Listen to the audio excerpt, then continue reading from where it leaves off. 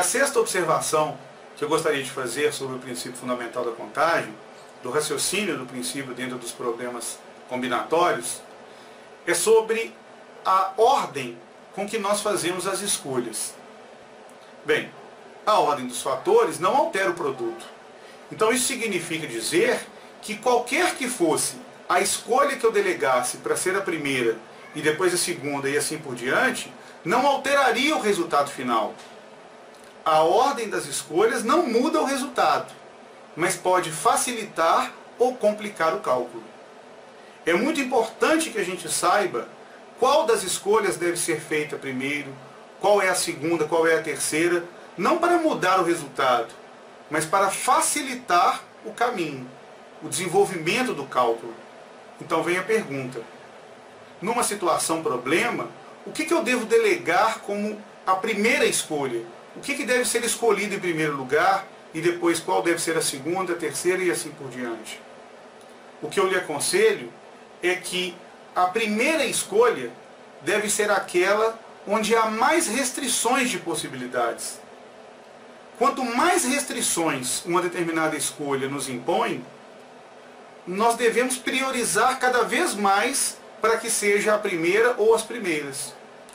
Então nós podemos observar uma situação nesse sentido no seguinte problema: dois dados, um vermelho e outro amarelo, serão lançados para que seja determinado um número de 2 algarismos.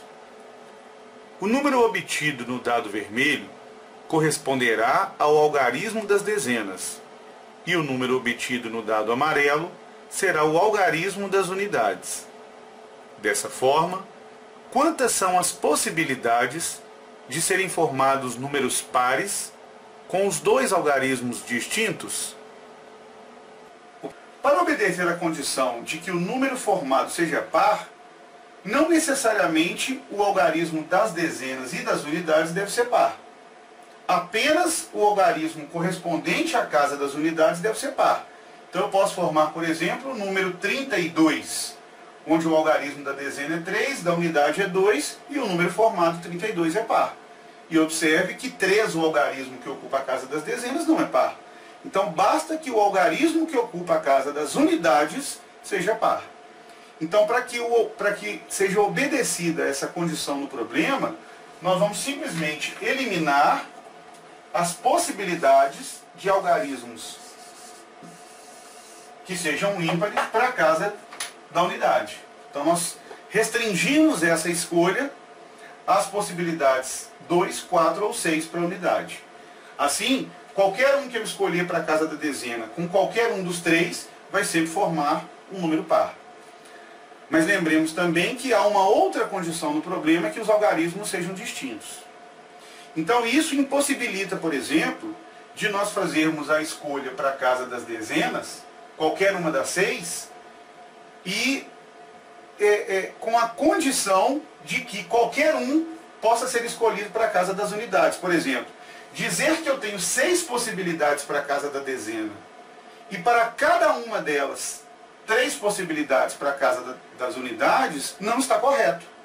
Porque se eu fizer isto, eu estou cometendo, por exemplo, a infração no problema de formar, por exemplo, o número 44, que é um número par, mas que não possui os algarismos distintos.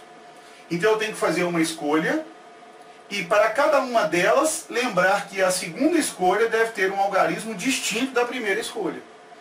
Então, se eu disser, por exemplo, que a possibilidade escolhida para a casa das dezenas foi o número 1, observe que para a casa das unidades, qualquer uma das possibilidades é permitida, formando então os números 1 com 2, 12, 1 com 4, 14, 1 com 6, 16.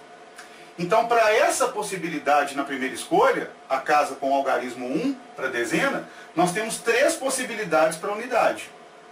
Mas quando eu analiso uma outra possibilidade, digamos, o algarismo 2 para a casa das dezenas, e aí olho agora as possibilidades para a casa das unidades, eu não vou ter 3 possibilidades. Porque, com a condição dos algarismos serem distintos, uma vez escolhido a casa 2 para a dezena, então a casa para a unidade só pode ser ocupada pelo 4 ou pelo 6, formando o número 2 com 4, 24, 2 com 6, 26. Eu não poderia, por exemplo, formar o número 2 com 2, 22.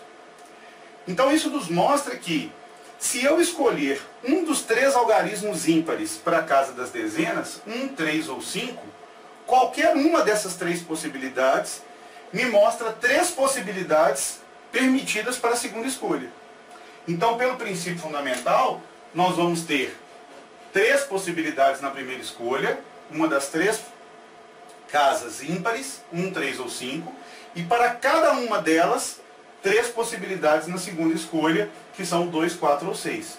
Então eu vou formar dessa maneira 9 números pares de 2 algarismos distintos, pensando que a primeira casa das dezenas é uma casa ocupada por um algarismo ímpar.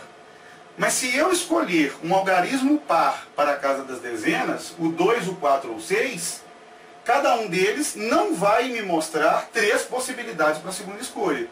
Porque lembrando que o algarismo deve ser distinto, se eu escolhi o 2, eu devo eliminar o 2 aqui, e aí me restam 2 possibilidades. Se eu escolher o 4, então eu devo eliminar o 4, e aí me restam 2 possibilidades, que seriam o algarismo 2 ou o algarismo 6.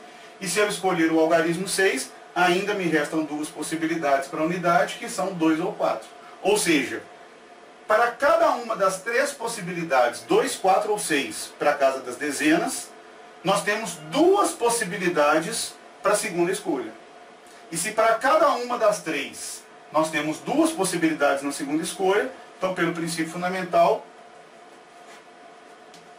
nós temos 3 vezes 2, 6 maneiras diferentes de formar um número de 2 algarismos com os algarismos distintos, levando em consideração que a primeira casa escolhida foi uma casa com um algarismo par.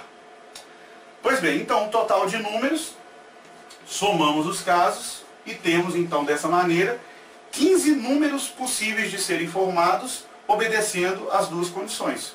De que o número formado seja par, que a casa escolhida para a unidade é par, e que os algarismos sejam distintos.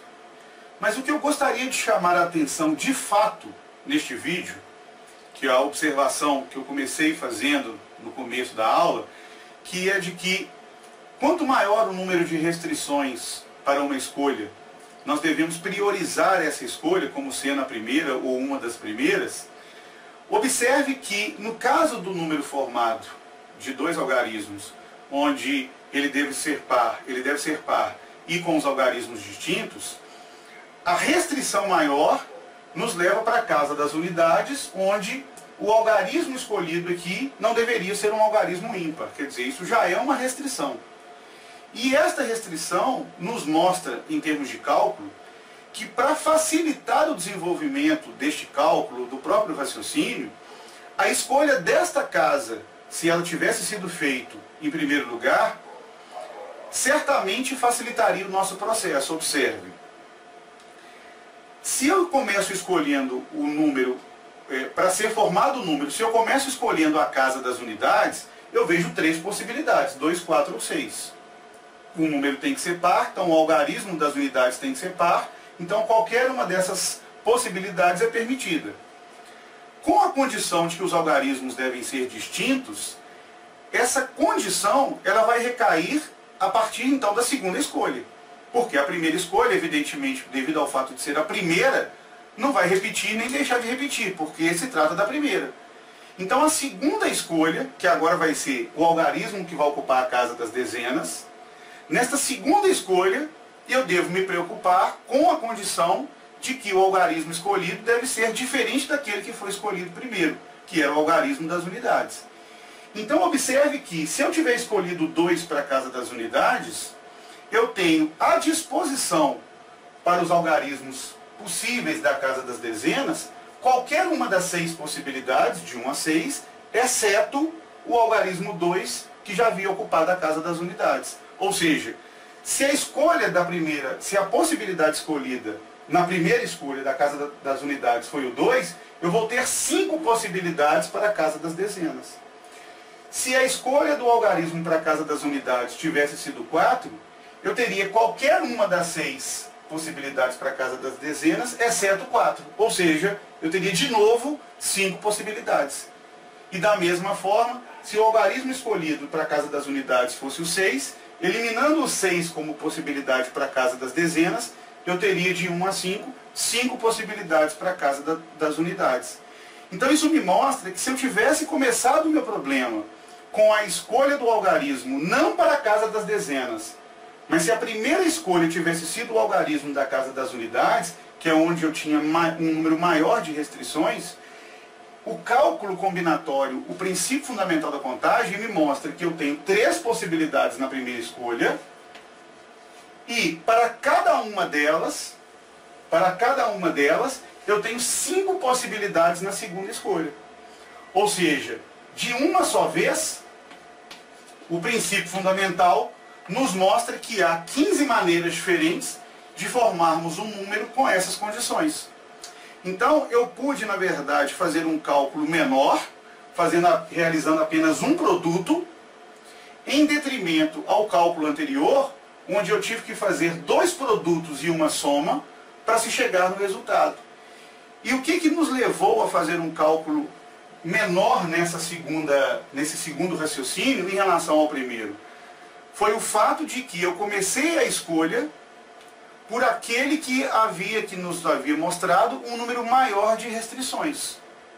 E é essa lição que eu gostaria que você tirasse desta aula. Que você deve fazer sempre as primeiras escolhas, lembrando daquelas escolhas que nos mostram as maiores restrições quanto ao número de possibilidades.